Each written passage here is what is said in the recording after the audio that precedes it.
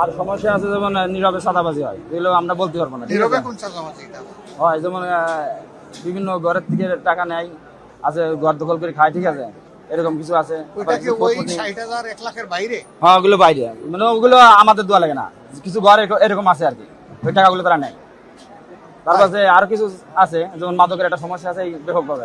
এই যে চাঁদা যেটা নেয়, এটা তো আপনারা বাড়ি থেকে জায়গা জমি বিক্রি করে তাদেরকে দেন নাকি? না না, আমরা এখানে ব্যবসা করে দিই আর কি, দিনাদাই খাওয়া দিচ্ছি। তার মানে হচ্ছে যে জিনিসটার দাম আজকে ১০ টাকা হওয়ার কথা, আপনি চাঁদা দেওয়ার কারণে বাধ্য হয়ে এটা ১২ বা ১৩ টাকায় আপনাকে বিক্রি করতে হয়। এটাই, অর্থাৎ এটার ভার গিয়ে পড়তেছে, বোঝা গিয়ে পড়তেছে জনগণের ঘাড়ে। জি এটাই তো। জি। তা আপনি যে কথা বললেন, এখন আপনার পিছনে লাগবে যে? লাগতে তো পারেই। লাগতে পারে? জি, সাহস আছে। বাড়ি কোথায়? ইনশাআল্লাহ রাজবাড়ী জেলা। রাজবাড়ী। রাজকীয় মন। জি, ইনশাল্লাহ আল্লাহ আপনাকে সাহায্য করেন। আমিন। কথাটা সত্য বলেছেন তো? জি জি, বাড়াইয়া তো বলেন নাই। তারাই বলেন। সত্য কথা বলার জন্য আল্লাহ আপনার সাহস এবং শক্তি আরো বাড়াই দিন।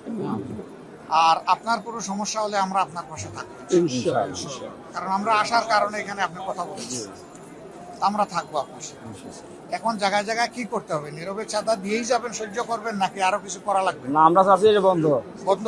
জি তাইলে বন্ধ করতে হলে তো প্রতিরোধ করা লাগবে। জি প্রতিরোধের জন্য জি, আমরা প্রস্তুত আছি ইনশাআল্লাহ। সবাই প্রস্তুত হবেন? জি, প্রস্তুত হন, আমরা সবাই মিলে প্রতিরোধ করবো।